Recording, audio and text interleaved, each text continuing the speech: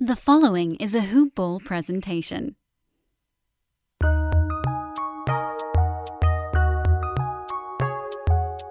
Welcome to the Fantasy NBA Today podcast.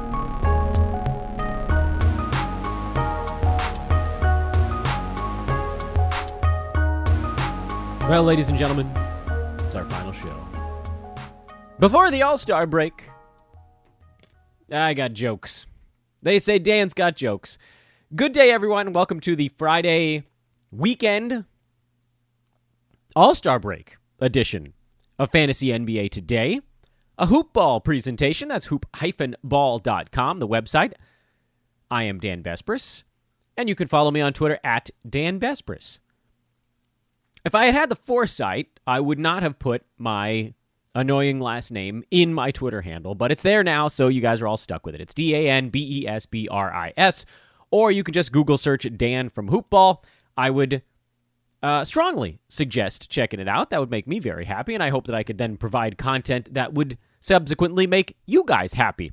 I want to start this big show by letting you guys know what we got coming up on said large one. We got a week in review, our typical Friday action, biggest ads of the week, including some kind of look-aheady sort of ads that are mostly stash relevant. Drops, holds, streamers, watch list guys. I had a couple of buy low names. One of them I think is probably more workable than the other. And as I've talked to you guys about before, I don't like to make the buy low, sell high just a simple, who's a guy who's underperforming for a week or something like that, because you guys know, and I know, people aren't going to trade someone because they had one bad week. It just doesn't work like that.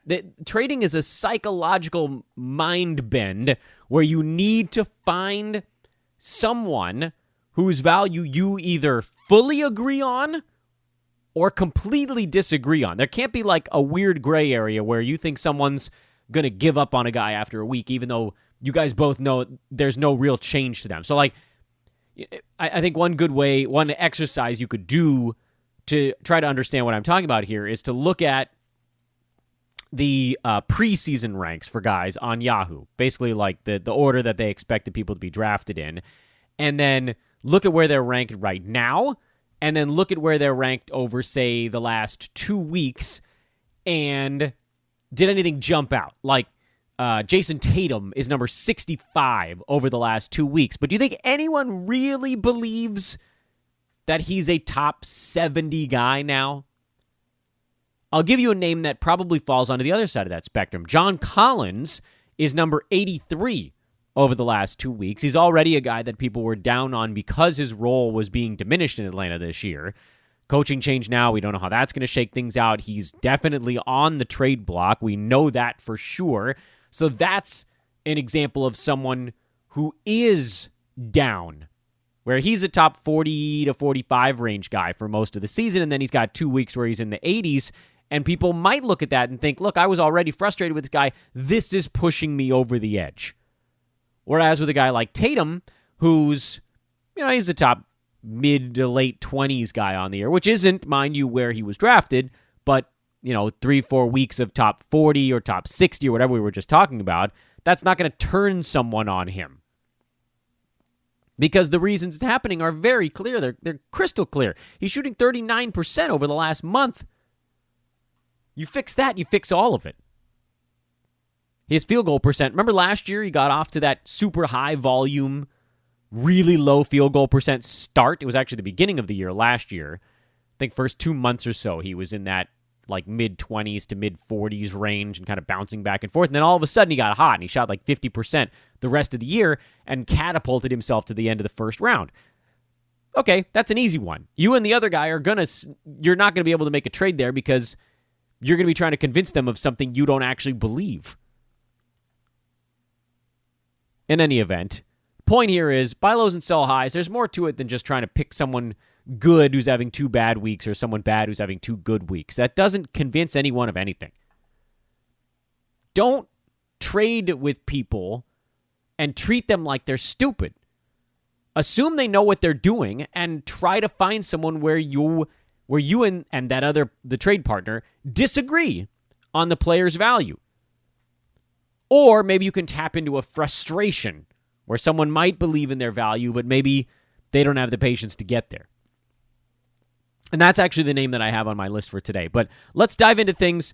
Ads, drops, holds, streamers, watch list guys, buys and sells, the weekend review portion of the proceedings. We will then pivot because we don't have a weekend of games to plan for. Instead, we have All-Star festivities, and we're going to do a little bit, not a deep dive necessarily, because there's really only, I don't bet on the actual All-Star game. I will, from time to time, flip a couple of coins, very few, on the, what used to be the Saturday festivities, but I think they may have actually moved things around this year.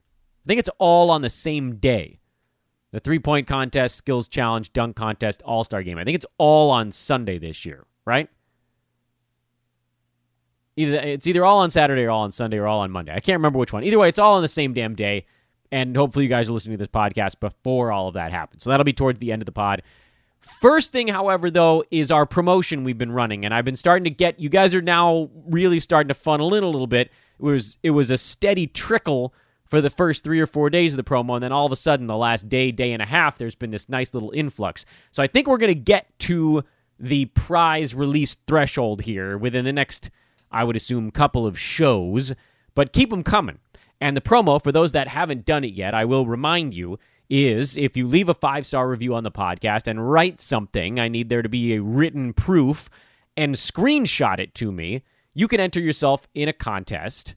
You are, basically, by screenshotting it, entering yourself in a contest for cash prizes with our partners over at mybookie.ag. It's not promo bucks. This is actual dollars we will put into a betting account for you.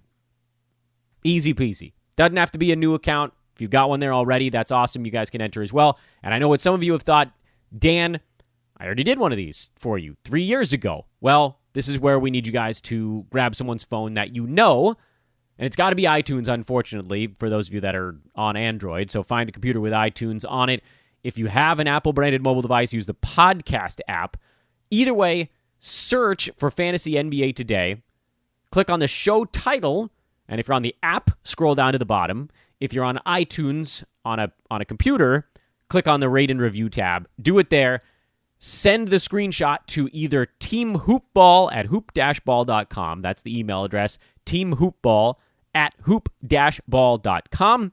Or just tweet it at me, at Dan Bespris. I tend to see things when they have little bits of media attached to them. That, again, is at Dan Bespris, DanBesbris. Get into the contest. There's no purchase necessary. Entering takes all of 90 seconds, and you could win some money. Cool. And you help me out, of course. That's also kind of a nice part of this whole thing. Let's start with the ads as we go through the weekend review, because I believe, and I think you guys agree, that's probably the most important stuff. The ad of the week is undoubtedly the Time Lord, Robert Williams, who had been kind of on and off of our rosters. We've probably talked about him at least once a week, every week, since about the third week of the season. But it's now truly Time Lord time, which I realize is not the most clever way to find my words there. But he played another 23 minutes in the Celtics' final game before the break. His minutes have now trended up from 14 or 15. He's hovering in the 18, 19, 20, 21, 22 range. Yes, there will be games where he's trying to stay on the floor longer. He's going to have to sort of dial back the defensive aggression. But if he's out there for 20 minutes, he's a gold mine. He's sitting on a gold mine. 10 and 7, 3 blocks in this last ball game. That's probably the low water mark of what you'd get out of him in 23 minutes. He's been added, by the time you guys are listening to this podcast, everywhere because his last few games have been so strong. But if you happen to be in a league where you could still turn him up somewhere, then do it. He's still only 44% rostered, 100% in all of my leagues, and has been for quite some time now. But I realize that not all leagues are like my own. He's ready to cash in, basically. He's a top 75 guy, probably the rest of the way. The only thing that could get in the Time Lord's path is if Marcus Smart comes back for the Celtics after the All-Star break, and that squeezes the rest of the guys that are not going to lose playing time, meaning Kemba Walker, Jason Tatum, Jalen Brown. If that squeezes them all up one space on the floor, except for Kemba, I guess. He'll stay the point guard. Marcus Smart becomes a shooting guard. Jalen Brown slides up to small forward. Jason Tatum slides up to power forward. And then they can't go Daniel Tice, Tristan Thompson, and Robert Williams at two different spots on the floor. All three of those guys are mushed into the center bucket. So that could, it's weird to think that Marcus Smart coming back could actually hurt Robert Williams maybe more than anyone, but it's quite conceivable. It's just another body, another guy that's going to get 30 minutes a game. It's coming from someplace. Now, this last ball game, you could probably argue it's coming from Jeff Teague. You'd likely have been right, because Teague and Pritchard played a ton, but the Raptors also went real small for long stretches in this game, and the Celtics kind of matched them there. But I don't think you can wait to worry about something like that happening. The Time Lord is a must-add, must-start guy until further notice, and he could be a difference maker the rest of the way. Very real chance of that. I put Jashan Tate back in the ads list because I'm guessing that he was dropped in at least one of your leagues, if you're in a few different ones, and he's turning up on waiver wires in some of my hyper-competitive leagues as well, despite the fact that over the last month he's been inside the top 100. I know he's had sort of a down week where he's top 170 over the last week. But his numbers are actually not all that bad there. He's playing 27 minutes a game. He had some foul issues in one of them. And his last ball game, he had 12 and 10 with 2 steals and good percentages. So there's a lot to like about Tate in that on the season, he's actually averaging 27 minutes a ball game, and he's at 10 and 5 with a steal and half a block and 54% from the field. He doesn't hit the 3 ball, so he's a better fit in a league where you're not hunting threes. And maybe there's some spots out there with that fits the mold. But this is a team that I still believe is going to be moving PJ Tucker. I know you guys have heard me say that on the pod before. And if or when that happens, then there's just sort of nothing standing in Tate's path to playing 30 minutes a ball game. And if he's out there 30 minutes, he's going to be at least close to fantasy value. And when the Rockets start to go into full tank mode, which is not far, another 15, 20 games maybe, near the fantasy playoffs and head-to-head, last, 10 to 15 in Roto. This is a bad team. John Wall is doing everything he can to keep them afloat, and it's not working because Oladipo's a shell of himself these days. And then there's just sort of no one else. We'll see what the Christian Wood returns after the break, what that does to the team. Do they go on a little spurt here and kind of wake themselves up? That's kind of the one thing that I think could put a hole in the Jashan Tate thoughts. But again, if he's playing 30 minutes, he's going to get you probably 6 to 8 rebounds a game, which is well above average, especially for someone who has guard eligibility in a bunch of leagues. He'll get you over a steal a game in that amount of time. Not many assists, no threes, but good field goal percent. So he brings almost like a power forward, an old-fashioned power forward stat set to a guard slot on your team. That's useful. That's interesting and useful. So Jashan Tate, next guy on my list here of must-add players. The other 2 healthy players in my ads list are, I put Saddiq Bey back on there. I think there's a chance you might see him popping up on a couple waiver wires because he hasn't actually been as good the last, call it 3 ball games. And this is to be expected because dude is young. Yeah, he played a little bit more college ball than some of the other guys in this rookie class, but he is still a rookie. He still hasn't gone through the rigors of an NBA season, and this is a particularly condensed and fast one, COVID year and all that stuff. But he's just sort of quietly putting up okay numbers, and that's who he is going to be on this team this year. If he can get you some 12 or 13 points, 5 boards, a steal, 2 threes, something like that, and his percentages don't kill you, which they haven't so far, then he's inside the top 100. Barely, but inside of it. And there will be bumps along the way. Last 2 weeks, he's just outside the top 100. Last 1 week, he's at 134 because the field goal percent is bottomed out. But everything else is held pretty steady. The ups and downs of an NBA season. If he gets dropped, you go scoop him up because it's going to average out to a must-roster guy. The other living being on the ads list here is Jalen Brunson, who I continue to assume is about to fall off a cliff and continues to not fall off a cliff. I don't fully understand how this is happening, but it's happening. He's inside the top 75 over the last 2 weeks. Over the last month, he's number 98, and it was actually between 2 and 4 weeks when his current hot run started. And he's shooting the lights out. Over the last month, he's shooting 56% from the field, and the only thing that's holding that number down near the edge of the top 100 is that he has 0.7 steals per game over that stretch, whereas over the last 2 weeks, he's actually at 1.2 steals, and that half a steal a game has bumped him up 2.5 rounds, basically. That's all it takes when you're down in that 100 range. I continue to believe that the field goal percent is not a sustainable number. He's at 53% for the season right now, shooting 40% from downtown, 85% at the free throw line, and then, as we mentioned, like 60% over the last couple of weeks. 60% just isn't going to hold for someone who's, for the most part, a jump shooter. Sure, he'll get around the rim every now and again. Some of that is just playing with Luka, but he's also orchestrating, running some of the second unit attack, 40% from downtown. These are things that, maybe 40% holds from downtown. Maybe his free throw percent did actually spike a little bit from career 77 to 85 this year. That stuff is believable, but to go from 47% from the field to 53% as not a big man seems, well, I don't want to say it's necessarily unsustainable. It sure seems that way. Still, he's an ad for now, until he gives us any reason not to be. And with every game, he just carves out a larger and larger role.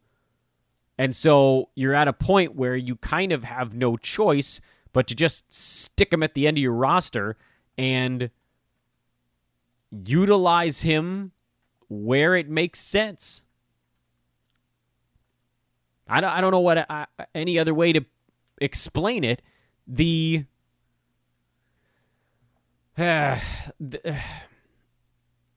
been good, and so like avoiding it feels like you're doing it just to make a point, and that's not a good way to go through fantasy life. The other guys on my ads list are stashes, guys that I think are probably playing either right out of the All-Star break or very close to it, and the most obvious one is Larry Nance Jr., because we saw him get dropped in quite a few formats. This was a guy who, whether it was fear of Kevin Love taking his role or just the fact that what he was doing was wildly underappreciated in fantasy circles because he wasn't scoring but for 9.3 points per ball game. Whatever the reason, he got dropped in a lot of spots during his recovery.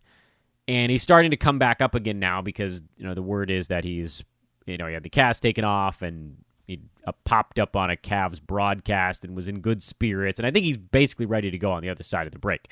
So you're starting to see the stash stuff going. But it's weird to see a guy who was a fifth round value before his injury just get dropped so easily in so many places. You guys want to know, I didn't draft Larry Nance really anywhere. Everybody jumped on him before I could get to him. I need to stop playing in damn leagues with hoopball people.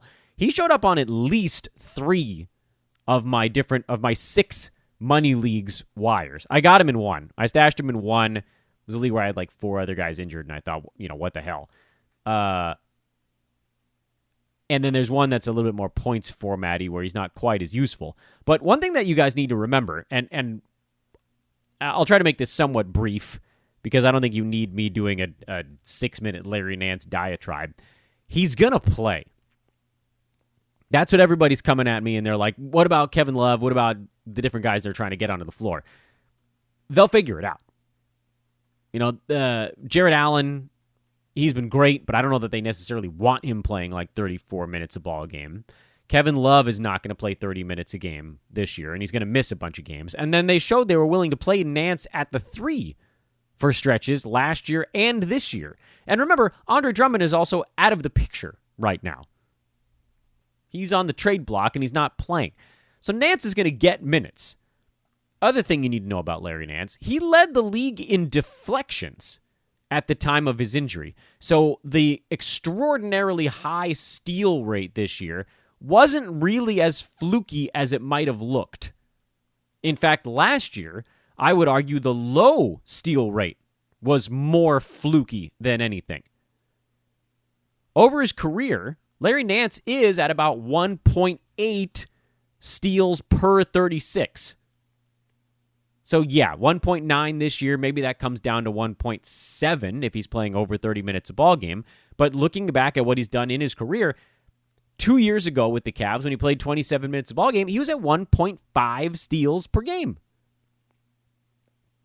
Also of note, he's probably going to rebound more when he comes back than when he left because Drummond's not playing anymore. As good a rebounder as Jarrett Allen is and or Kevin Love, there's more opportunity here for Nance with Drummond gone. That dude is a hoover for rebounds. Drummond has his problems as a basketball player in the modern NBA, but rebounding is not one of them.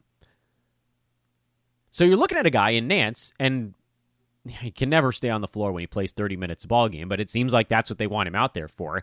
30-some-odd minutes. He's not going to score much. 9 and change points is all you can expect. I bet you get him up and over 7 rebounds. He had over 3 assists a game, which is actually not that crazy because he's kind of a facilitator on this team right now.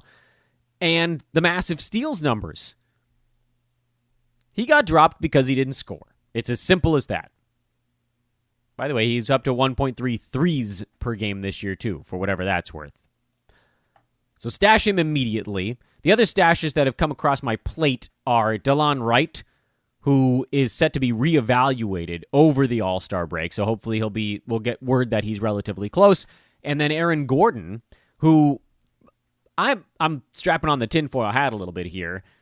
He's on the block. I think he's probably ready to go right now. And we haven't heard anything about it because I'm betting the Magic are trying to move him. We've heard the Timberwolves might be interested. He's the least interesting of the stashes that I think are coming back quite soon. There's a second tier of stashes that are probably coming back more towards the mid-late part of the month. D'Angelo Russell probably looking at more towards like March 25th, if I had to guess. Karis LeVert is probably back in that neck of the woods as well. And then there's even a third tier of guys that are probably coming back even later than that. DeAndre Hunter probably coming back right at the beginning of April, if I had to guess. And then TJ Warren, who we have no idea when that dude's coming back, if at all. And so he's probably the last one on the list right now, just because the only reports we've gotten on Warren is that he's not close at all. We did get a report Thursday morning that C.J. McCollum has been cleared for contact work at practice, and Yusuf Nurkic is set to be reevaluated in a week. The Nurk one, I don't really know what to make of. His was a hand injury, so it's seemingly when the pain is gone and the risk of re-breaking something is gone, then he'll just sort of be good to go. With McCollum, there's a whole process here because everything these guys are doing is foot-related. But the fact that he's been cleared for contact work means they're being pretty methodical, judicious with the rehab, and so maybe you even get McCollum on the other side of the break. I don't know. If not, I'd put him middle of the month. Call it between the 15th and the 22nd. That's my 1 week window where I think we get McCollum back. Which, of course, is going to detonate Gary Trent Jr., and then when Nurk comes back, it's not going to completely obliterate Enes Kanter. Remember, he was actually decent even before Nurk got hurt. But yeah, it is obviously going to knock him down a peg. So that's your stash discussion. The holds on my list of this week gone by. The holds are Davis Bertans, Nick Batum, Jakob Poeltl, and maybe Keldon Johnson. That one's a maybe. I could be convinced to throw him into the drop pile. Davis Bertans, I know you guys are probably getting tired of me talking about him. He's too good to be a drop. Although I also realize that if you dropped him, he probably wouldn't get picked up right now. He's been better lately, though. I think we can all agree on that. He's hit at least 2 3-pointers in 4 games in a row. He's hit at least 2 3-pointers in, I think, something like 11 of his last 13 ball games. He has 3 games where he's hit 5. He has a 9 mixed in there. So the trend line is better. He's number 106 over the last month. Still, by the way, only shooting 42% over that stretch and still not getting the usage that he had last season. So there's still significant room for improvement. We just need Russell Westbrook to step out of the way. Problem is, he ain't stepping out of the way. This is Russ, for one.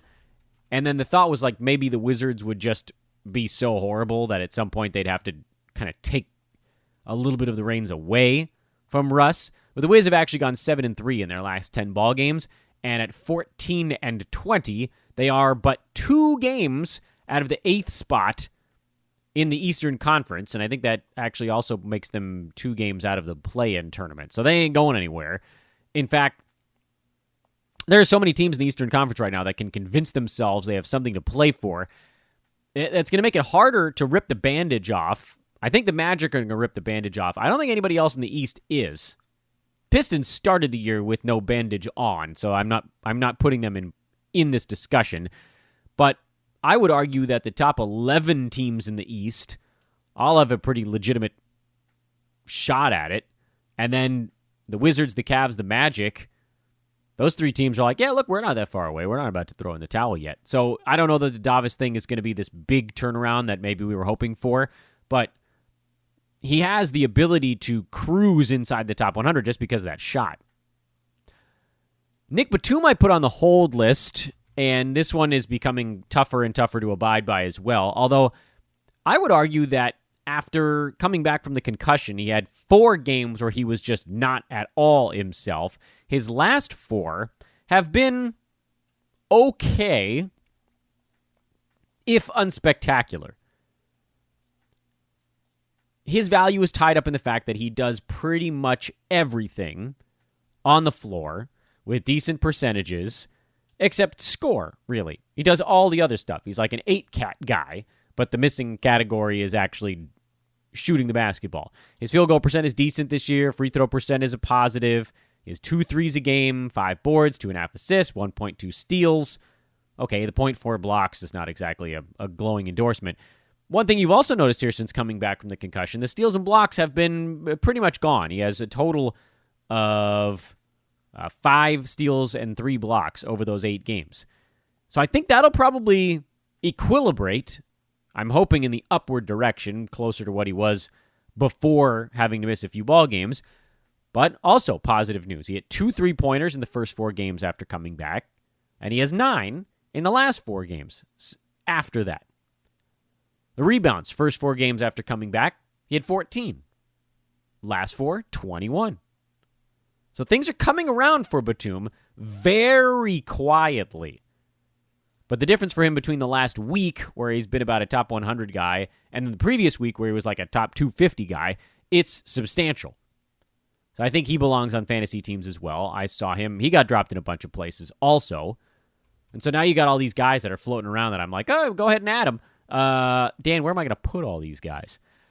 Jakob Poeltl I threw on this list just because some people might look at the Spurs game from Thursday and think, oh no, the sky is falling, but he was in foul trouble. So just don't worry about it, guys. 5 fouls, 22.5 minutes in their their loss to the Thunder. He'll be better in the next one. He's been a top 75 guy as a starter, and it doesn't look like that's going anywhere. Trey Lyles played well, but can't imagine that's going to stick. And then the other hold, although, again, this one is a bit more tenuous, is Keldon Johnson, who came off the bench, did play 22 minutes in this most recent ball game after playing 10 his first game back after COVID. 9 points, 3 rebounds, a 3-ball, a steal, and an assist. He had been trending down. He had been more like a top 160, 170 type of guy after a really hot start to the year. But he scores. I presume he'll end up in the starting lineup, probably on the other side of the All-Star break. He scores, he rebounds. He gets you about a 3-pointer a game. The thing that was hurting him was that his steals and blocks had really fallen off a cliff. They were okay to start the year, and then they went from okay to non-existent. We don't know enough about him to know whether we can expect those to come back. This is his second season, if I'm not mistaken. And then last year, he really didn't play much at all. 17 games. He averaged 18 minutes a game in the ones that he played, but he shot 60%, and this year he's at 47%. Last year was the more anomalous result. He did average 0.8 steals in those 18 minutes, and he's still at 0.8 this season. So I wonder if that's a number that maybe moves back up again. I don't know. There's not enough book on this dude to then, that's why I'm not dropping him. Because like if we had a book on him and it said, oh, this is a guy who gets 0.8 steals per game, then the 14 and 7 wouldn't be enough. There's just not enough other stuff. But if the steals and blocks come back up a little bit, maybe his role continues to evolve this year. Perhaps the free throw percent from 78 gets up and over 80 as the season progresses. There's a lot of little things that could change that move him from top 115 back more towards top 85, top 90. Like, it doesn't take much to make that leap. So you got to hold on there, especially as he's working his way back and getting the conditioning. Streamers, I don't know if they're going to exist after the All-Star break, so we're going to go do these fast. Dennis Smith Jr. has been great. I know his last game before the break wasn't awesome, but if Delon Wright's not ready to go after the All-Star break, Dennis Smith Jr. is a must-stream guy. Wayne Ellington has been streaming his butt off with Josh Jackson out on Detroit. Will Barton has been a nice streamer with the entire Nuggets roster taken out of play, injury or health and safety stuff. Kelly Olynyk, great streamer for Bam, who missed the last game before the break. Josh Hart, great game filling in for Zion. We've talked about the Nets ad nauseum this week. Bruce Brown, DeAndre Jordan, great streamers with KD and Jeff Green out. But here's the thing. By the way, I also put Ivica Zubac on this list because just as sort of season numbers go, he falls kind of into the, drop him in if you need 10 points and 8 rebounds kind of guy. But the rest of these, I'm pretty sure Jeff Green will be back after the All-Star break. Zion, Bam, someone on the Nuggets probably will be back. Josh Jackson will probably be back. I don't know for sure, but the guys that I think might not be back are Kevin Durant, who it seems like his thing is relatively serious, and they're sort of kind of slow playing it a little bit. And then Delon Wright with a groin thing. Maybe he's good to go. Like, it sounds like it wasn't that bad, but there might be another week or two on the other side of the break where he's ramping back into shape. You cannot screw around with a groin thing or it'll just come back and get worse. So I think you could probably hold Dennis Smith Jr. through the break. He was good enough here in a limited sample size to warrant sitting on him for this week off. And that's maybe DeAndre Jordan, but probably not. I think the rest of these guys, what I did, and I mentioned it on yesterday's podcast, what I've done with most of my streaming slots during this All-Star break is I've picked up the stash guys that I talked about in the last segment a couple minutes ago, or the stash ads. I picked up those stash ad guys that are farther off, like a D'Angelo Russell, who got dropped in one of my leagues, or like a TJ Warren or a DeAndre Hunter. Pick those guys up with the hope, basically, that we get some kind of positive or really any update during the All-Star break. We had an update last week, or earlier this week, I think, that said, well, DeAndre Hunter was considering a platelet-rich plasma treatment, PRP they call it. But that doesn't mean anything to us. That doesn't tell us how long he'd be out if he got such a treatment. The expectation was that he was going to miss 7 to 10 weeks, and he's about 3 to 4 weeks into that timetable now. So he could be back by the end of March. It might be more like mid to late April. We don't know. Does the PRP speed that up? That's why I thought, all right, screw it. Like, I'll drop, who was on that streamers list? I dropped Bruce Brown in a spot. He was a wonderful streamer for a couple of ball games here with everybody hurt on the Nets. Filled in admirably, but I don't know that he's going to have a role. He'll have a role, but the role we'd need when KD and Jeff Green come back and everybody gets sort of pushed out. Whatever. Point is, I dropped Bruce Brown, and I picked up a DeAndre Hunter, just kind of hoping that over the next 7 days, we get a report on him. If we don't, I might throw him back into the free agent pool and go back to streaming that roster slot. But if we get any kind of update on him that says something to the effect of, DeAndre Hunter, this, that, and the other thing, he's expected to rejoin the team for practices in 2 weeks or something like that, then I'd probably just sit on him. And what it does is it gets you guys, or in this case me, and then maybe also you guys, it gets you kind of out in front of these stash dudes. Everybody else is waiting for the report. You go out and you grab them, and you hope the report comes out during the downtime. Use the downtime effectively here.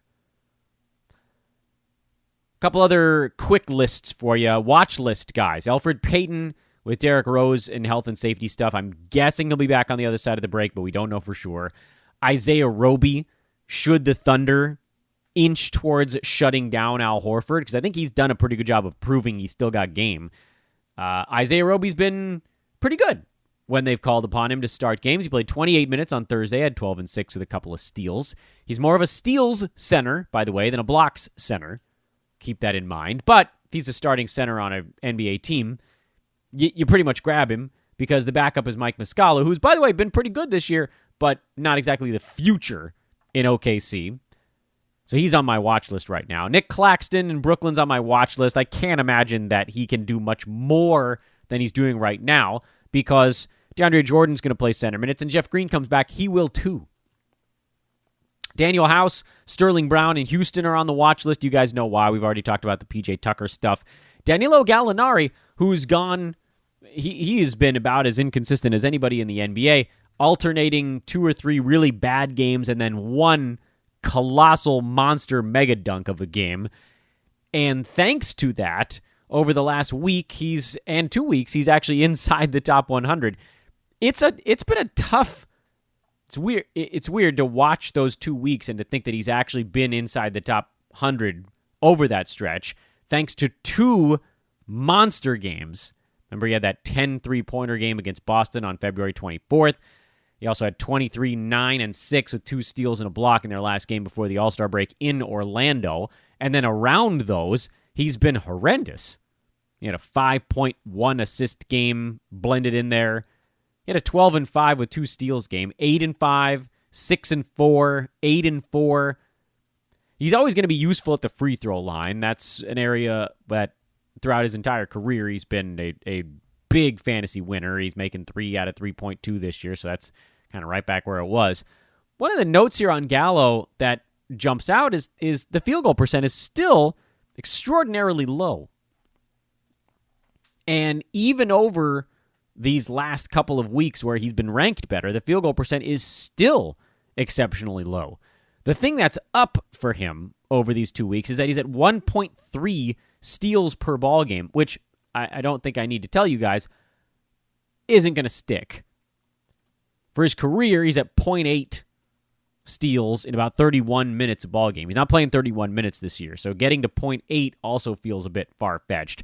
So you're in a limited sample size, Gallo's getting steals run, and if you wipe those out, he falls back outside the top 100. So I don't know that he's a must-add player right now, but he's definitely on my watch list, and if he's floating around on a waiver wire, and you have a team where you just, you got dead weight you could cast aside, he would be a guy to consider sitting on. At least give him a shot. But it might not work out, and that's why he's on my watch list. Michael Carter-Williams is on my watch list. He's been really good their last 2 ball games, but I do think that if the Magic don't trade Aaron Gordon and he comes back and he goes back to facilitating a bit and Evan Fournier can maybe finally get healthy for more than 4 or 5 games in a row, I don't know how Carter-Williams gets even close to value in category leagues. He is still on my radar for points leagues, but he hasn't cleared the threshold yet. And then his teammate, Furukaminu, I saw the blurb pop up on Aminu, on Yahoo, which I think is provided by RotoWorld. That's just like there's no reason to even pay attention to this dude. I disagree with that because I think there's always a reason to pay attention to guys, and Aminu's last ball game was quite good. It's going to take a lot more than that one game to wake me up, though. 14 and 8, 2 assists, 2 blocks. This is the same thing again. What if Aaron Gordon gets traded? What if he doesn't, and they just play Gordon at the 3, like we talked about, I think, on Monday's show? Aminu right now is sort of a Jonathan Isaac placeholder. He's not going to score. 14 points might be a season high. I know they were right now, but they might actually be a season high at the end of the season. But he can get you 6 to 8 rebounds if he's playing starters minutes. He'll get you a couple of assists because he's just sort of out there. And if they're moving the ball, he'll give it to someone who's better scoring threat than he is. And then he'll get you a 3 ball and maybe a steal and maybe a block. So yeah, there's a reason to pay attention to it. Is he addable now? No. But people do crazier things. And your drops. Always the hardest category of all. The drops. Jeremy Lamb is a drop for me. I don't know what's going on there, but he's been terrible lately. Bobby Portis, back on the drops list. Just when I was starting to think, you know what? Maybe he's going to make this damn thing last all season long. He's been quite bad. For basically 3 out of his last 4 games and like 6 out of his last 8, he's been pretty bad. And as a result, he has now fallen right to the edge of the top 100. This is about as low as he's been ranked at any point all season long, and it's because he's been quite bad over the last 2 weeks. Maybe quite bad is not the right term. He's hovering in that 150 range, and that's probably what we should have expected all season long because he wasn't playing that many minutes. On the season, he's averaging 22 minutes a ball game, and he's somehow putting up 11 and 7 with a steal and a three-pointer on big field goal percent. But we've compared this before on this very podcast to his career numbers. He's shooting a solid 8% over his career mark this year. The three-pointers have come down a little bit as a fraction of his overall shots, but he's shooting 51% from downtown. If you think that's going to stick, I've got a bridge to sell you. He's getting 7 rebounds in 21 minutes, which he's a good rebounder, but he's, in his career, he's been more about 6 in that amount of time. And fine, maybe we could just argue that in this unit and whatever pace, maybe the 7 holds. 0.9 steals in 21 minutes. That's never been something he's gotten close to in 21 minutes. Never. He's been more in the half a steal, 0.4, 0.3 blocks realm. So there's all this stuff that seemed like it was coming down, and it's starting to. So I'm fine with getting out in front of that. Theo Maledon, basically all the Thunder aside from Shea, Horford, and I think we talked about Roby kind of being on your watch list right now. Maledon is just sort of not interested in getting involved yet, which is a shame because he had 7, 7, and 5 with a 3-ball and played 29 minutes as a starting point guard on an NBA team.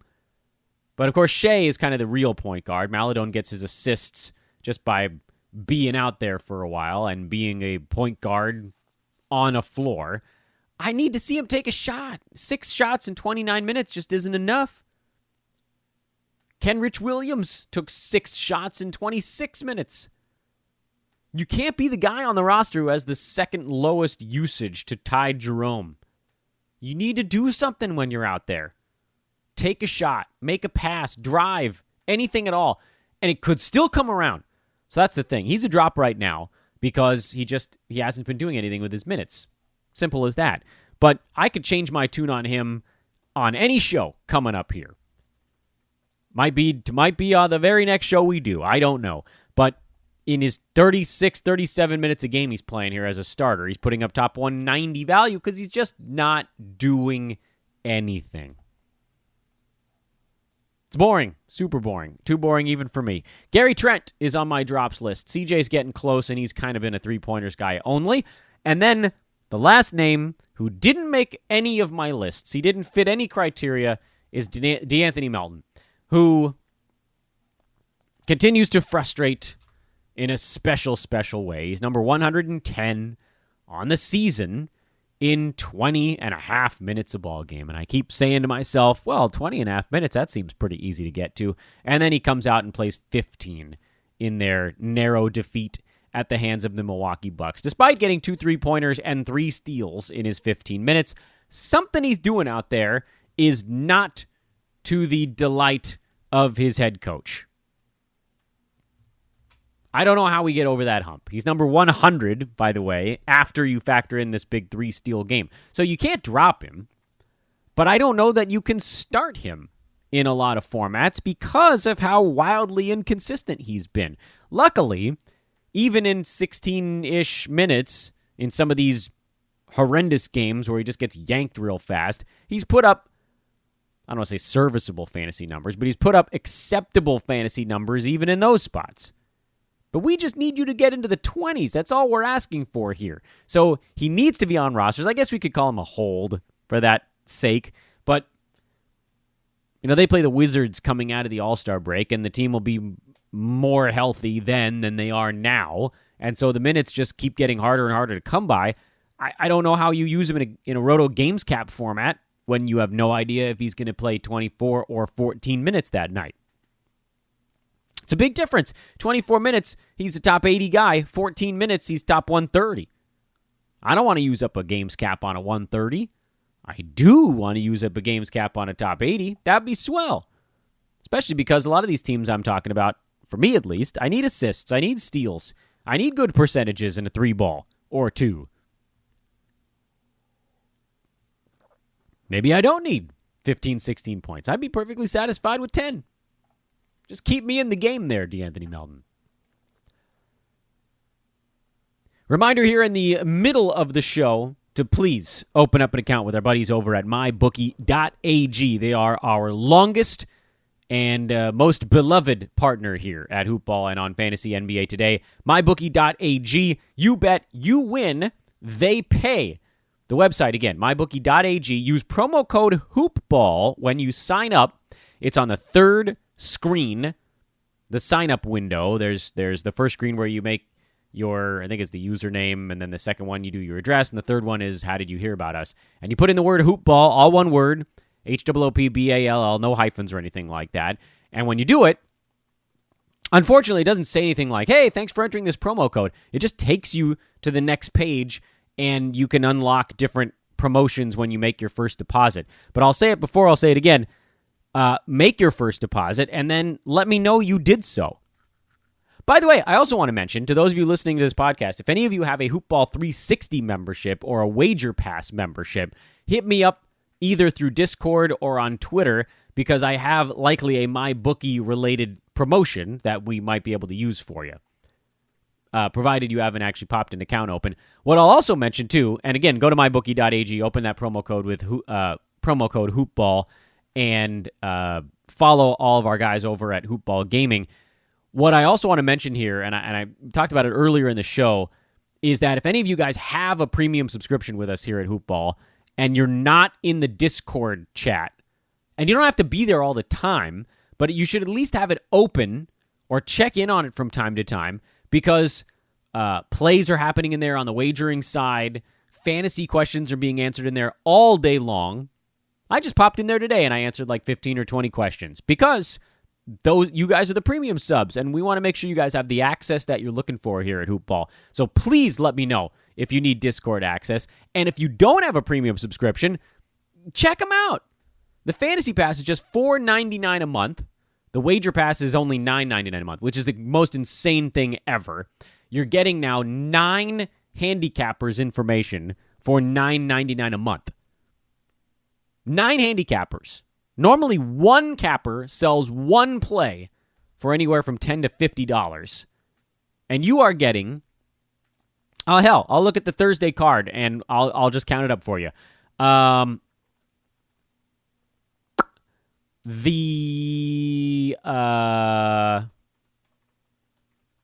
I looking at the right card? Yeah, Thursday card. Troy had 2 plays. Devin had 4. Joe had 2. I had 4. Nope, this is not right. I'm counting it wrong. It's close. Blake had 3. Doug had something like 8 or 9 between 2 sports. I mean, this is serious stuff. And that is that one thread with all those plays and all that information and the write-ups on everything was 33 cents. That's what it ran you. 33 cents. Crazy. Absolutely crazy. So please do check that out. That's at hoop-ball.com. And please do hop into our Discord. Make sure to jump on the Rate a Show promo as well. Let's take a minute here towards the end of the program to talk about the All-Star Game coming up. I think this weekend. I've lost track of exactly what day it is, but it doesn't matter because we're going to talk about the 3 contests and give you the odds on them and anything we might actually be able to exploit, which is not that great. Let's start with the slam dunk contest because to me, this one is the least interesting of the 3, if only because there are only 3 competitors. It's a bit underwhelming. So it's going to be a lot shorter. They have the 2 dunks in the first round, and then 2 dunkers go to the second round. So, everybody has really good chances of winning, and because of that, the odds are kind of crummy. Obi Toppin is plus 150, Anthony Simons is plus 175, and Cassius Stanley is plus 200. I'll be honest with you guys, I didn't know who Cassius Stanley was prior to hearing about him joining the dunk contest. I believe he's a member of the Indiana Pacers. He's played 8 games this year. He's played a total of about 23 minutes. But he can jump, so that'll get you in there. At this point, that's probably your bet if you're going to make one. Because Anthony Simons, decent enough, but actually has done most of his damage in Portland as an outside shooter. Obi Toppin is interesting, but perhaps a little bulky, which I know is sort of a weird complaint to have, but like, he can dunk. He's strong. He can leap. I would go with the unknown. We saw Toppin, one of the tweets that's flying around here, that's resurfaced from his time in Dayton, was doing a between the legs dunk in the middle of a ball game. But you know what he doesn't have? The guys that seem like they're flying. The guys that seem like they're still going up as they dunk it. I don't know anything about Cassius Stanley. Nothing about him. But I do know that he's in the dunk contest, and I do know that he has the build, which is, I get it. It's sort of a rudimentary way to break this thing down. He's a two-way player, by the way. He's on a two-way contract. He has the build of the guys that often win this thing, which is sort of, it's wings, it's guys that are leapers, it's the guys that hang in the air and then dunk it. Now, it's going to come down to whether or not he can convert, but if I'm throwing any dollars on any of these guys, it's on Stanley, just because of how dunks look when certain guys do them. I'd be kind of surprised, actually, if Toppin won, because it's almost a little bit too big.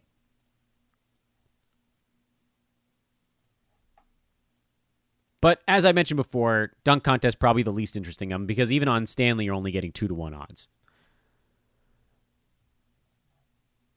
The skills challenge is a weird one. Luka Doncic at plus 200, Chris Paul plus 225, Domantas Sabonis at plus 400, Rob Covington at plus 500, Niko Vucevic at plus 650, and Julius Randle at plus 800.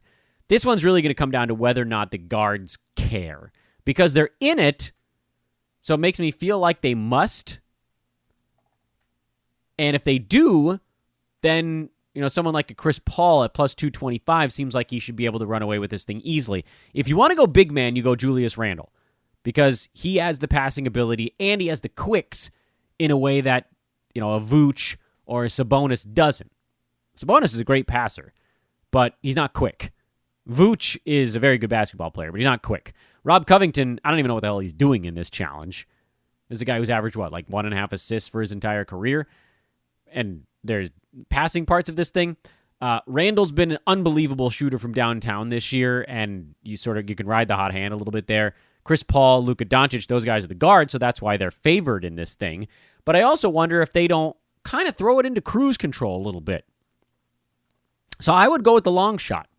And if you want to split up a unit, you could go a third of a unit on Doncic, a third on Paul, and a third on Julius Randle, and hope that your long shot comes in. Then if any one of those three wins, you end up. Or even. I guess if Doncic wins, you break even because it's 2-1 there. You'd make back the money you lost on your other 2/3 of a unit. If Chris Paul hits, you make like a couple of cents. And if Randle hits, then, you make whatever it is, unit and a half, something like that. So I like Julius Randle there in the skills challenge. I think he seems like the kind of guy who really wants to capitalize on this all-star experience. So at 8-1, why the hell not, And that may have changed, actually, by the time you guys listen to this thing. But I like Randle there. And finally, the three-point contest, always my favorite one to think through. And they've got a hell of a lineup here. This has become the dunk contest, basically. Which, it used to be the dunk contest was that was the headliner. And the other stuff opened for it. And now Three-point contest is kind of the headliner. The dunk contest and then the skills challenge is feh. But you got Steph, Zach LaVine, Donovan Mitchell, Devin Booker, Jalen Brown, and Jashan Tate in the three-point contest. Those are 6 big NBA names. And you got pretty good names in the skills challenge also, mind you, but it's not, I mean, Luka is your Mondo name there, and then obviously Chris Paul, but like, I would argue all 6 names in the three-point contest, these guys are star or superstar level players with powerhouse name recognition.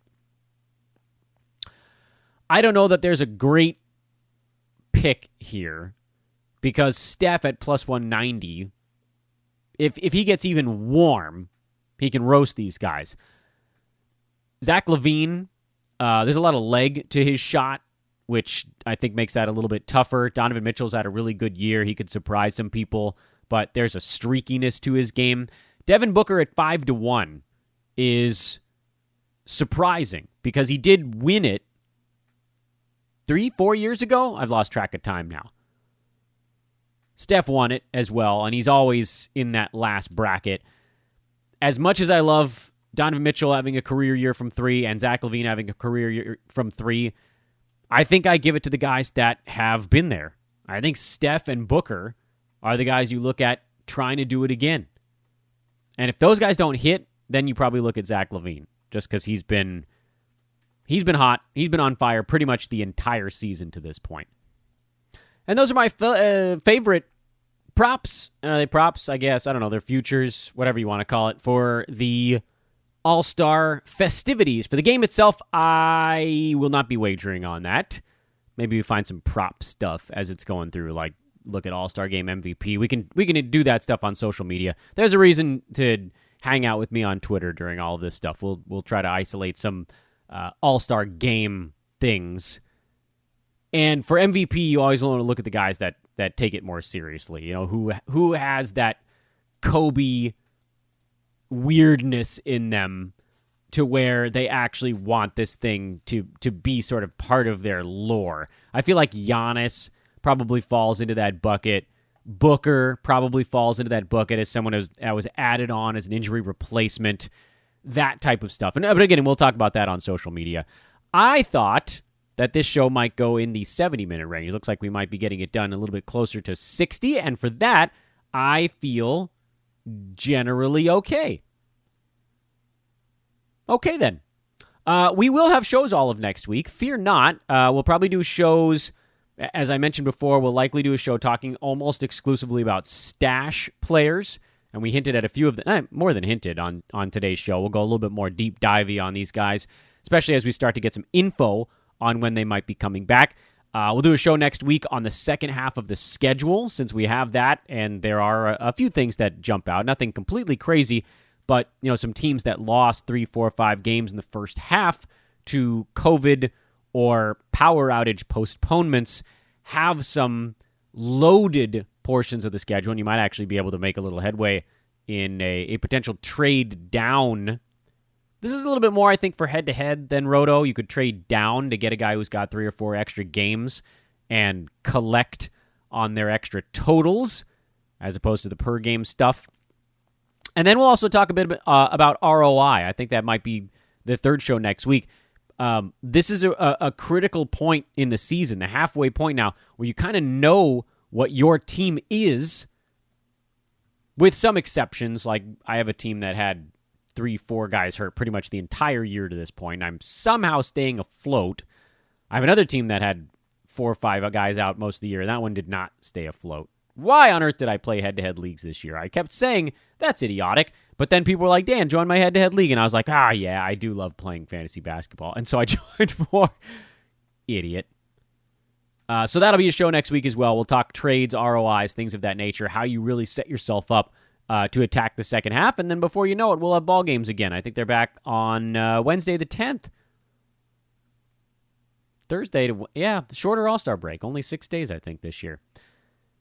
Thanks for listening every day, folks. Thanks for getting through the first half with us here on Fantasy NBA Today. I am still Dan Bespris. It's who I was at the beginning of the show. It's who I am here at the end. At Dan Bespris on Twitter. Let's continue our Rate the Pod contest. Win yourself some money. Leave a 5-star review. Write something nice, screenshot it at Dan Vespris, or email teamhoopball@hoop-ball.com. Have a nice break, everybody. I'll talk to you guys on Monday. So long.